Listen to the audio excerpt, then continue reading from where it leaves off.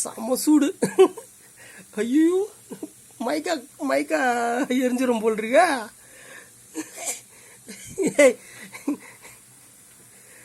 ஆச்சரியமா இருது. இந்த பக்கம் வந்துரு நீ. ஐயோ, எப்படி அனல் காத்தடிக்குது.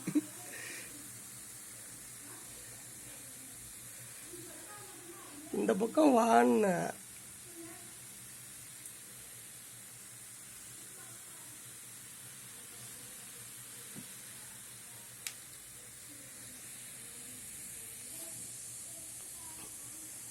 கை வச்சா கை வெந்துடும், அந்த அளவுக்கு ஹீட்டில் இருக்குது.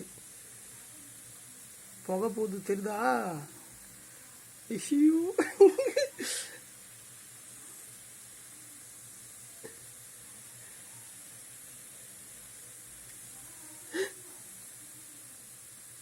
வெறும் கெமிக்கல் ரியாக்ஷன், வேற எதுவுமே நான் சேர்க்கல.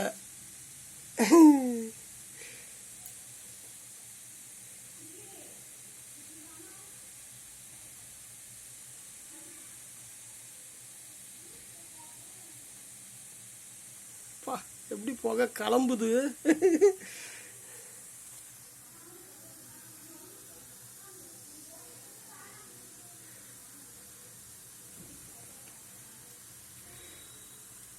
இப்போதைக்கு கையை உள்ள விட முடியாது, வெந்துடும் கை. அந்த அளவுக்கு நெருப்பு ஹீட்டு. இந்த முறை கண்டிப்பாக சக்ஸஸ்.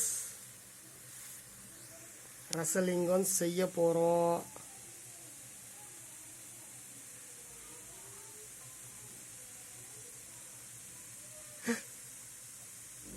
ஐயோ, கிளம்போது.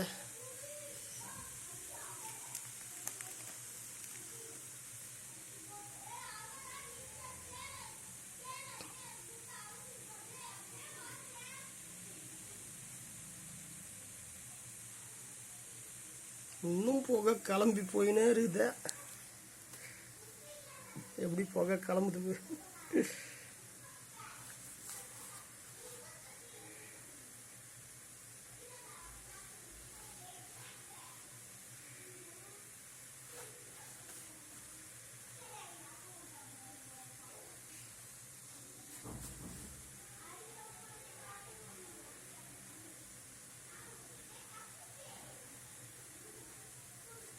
பாத்திரம் சூடாக இருந்தா, ஐயோ, கையை வைக்க முடியாத அளவுக்கு சூடாக இருக்குது.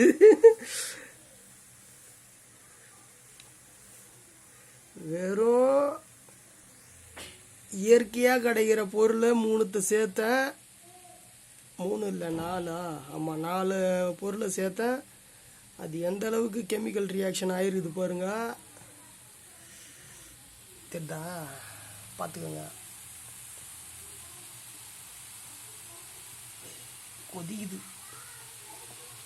சைட்லலாம் வருது, அடியில் ஓட்டை போட்டு வெளியே வருது.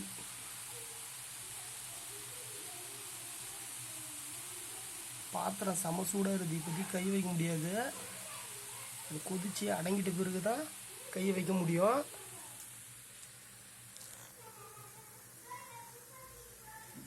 அடியில் பாருங்க, ஓட்டை போட்டு வெளியே வருது.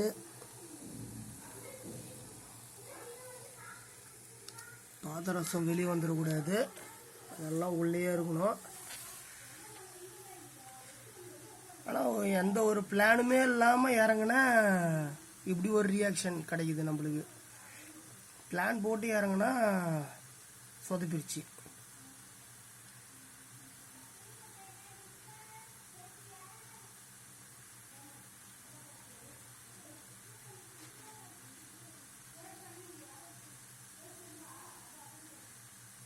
மைக்கா தாங்குதா?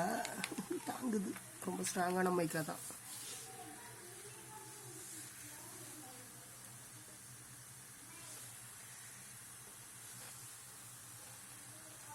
ஆறட்டும். இப்போ நான் கையை வச்சேன்னா என் கை சுட்டுடும். அதனால் கொஞ்சம் வெயிட் பண்ணி அது ஆறின பிறகு அடுத்த ஸ்டெப்பு மூவ் பண்ணலாம். அது வரைக்கும் அப்படியே வாட்ச் பண்ணிக்கினே இருங்க. கொதிக்குது கொதிக்குது கொதிச்சுக்கிட்டே இருக்குது. ஆனால் நான் எதிர்பார்த்த ஸ்டெப்பு இது தான். இதுக்கு முன்னே இந்த ஸ்டெப்பு நடக்கலை. இப்போது நடந்திருக்குன்னா கண்டிப்பாக ரசலிங்கம் 100% செய்யக்கூடிய தகுதிக்கு வந்துடும். இந்த முறை ரசலிங்கம் கண்டிப்பாக செய்கிறோம், எனக்கு நம்பிக்கை இருக்குதுப்பா.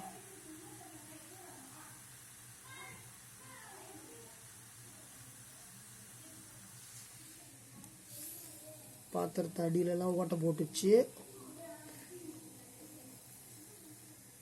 எப்படி வெளியே சிந்திரிச்சு பாருங்களா.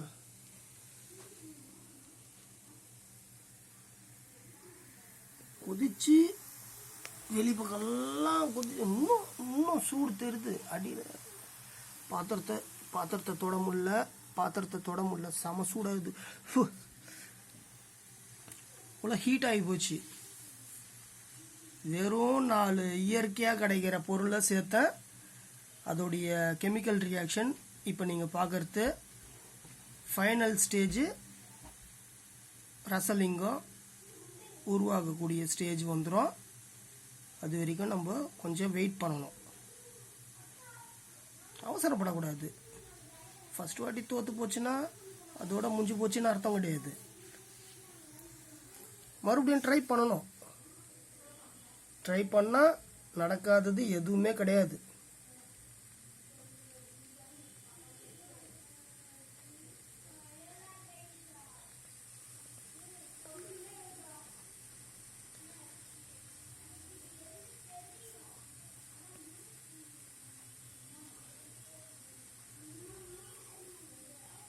நான் இதில் சேர்த்துருக்கிற அந்த 4 கண்டென்ட்டை சொல்கிறேன், கேட்டுக்கோங்க.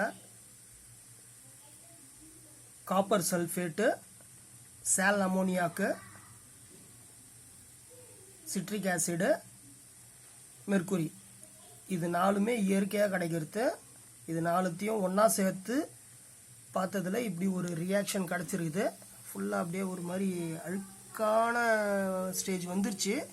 இருந்தாலும் கையை வைக்க முடியாத அளவுக்கு சூடு இருக்குது. கையை வச்சா கை வெந்துடும், அந்த அளவுக்கு சூடு இருக்குது.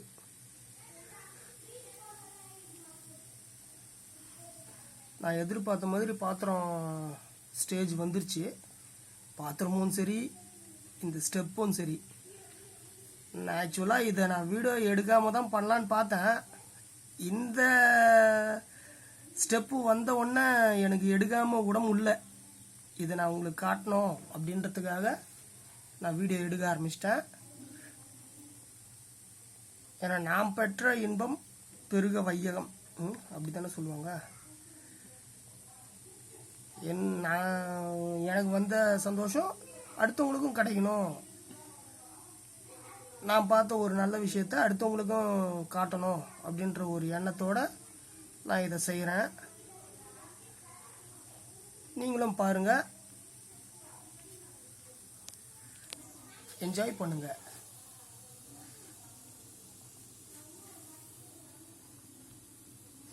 இன்னும் சுடுது, சுடுது, தொட முடியாத அளவுக்கு சூடு இருக்குது.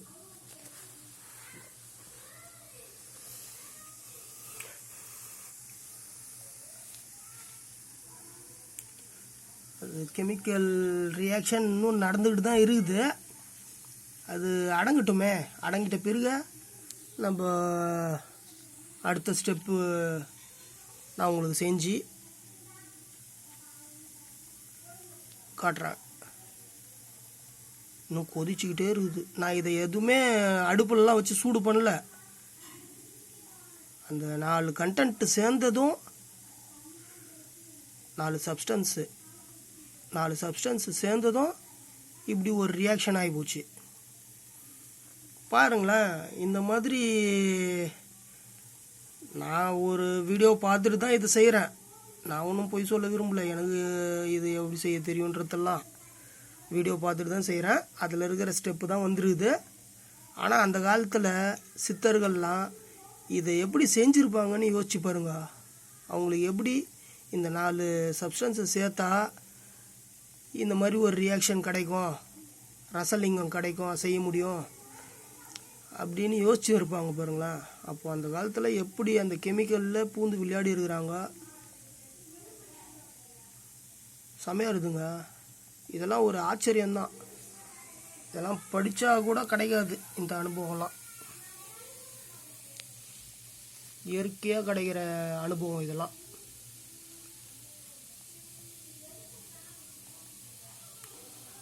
ஒருவேளை நான் படிச்சிருந்தா கூட இதெல்லாம் செஞ்சுருக்க மாட்டேனோ அப்படின்னு எனக்கு தோணுது.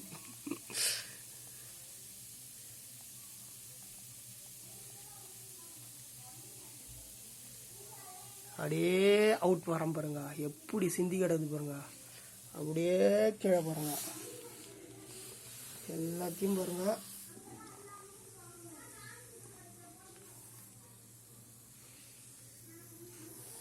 இன்னும் கொதிச்சுக்கிட்டு தான் இருக்கு. உங்களுக்கே தெரியுமே, பபிள்ஸ் வரத்தெல்லாம் தெரியுதா? இன்னும் கெமிக்கல் ரியாக்ஷன் ஆகிக்கிட்டே தான் இருக்கு.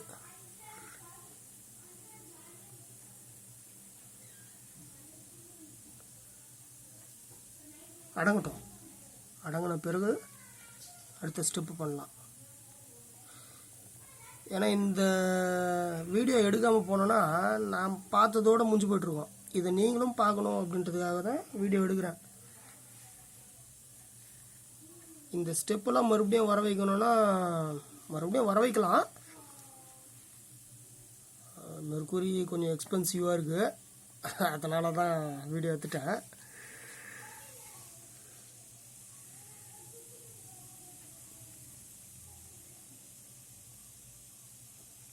எப்படி கொதிக்குது பாருங்களா. நான் அடியில் அடுப்புலாம் வைக்கல, தன்னால் கொச்சிங் கிடக்குது. ஐயோ ஆச்சரியமா இருக்குது.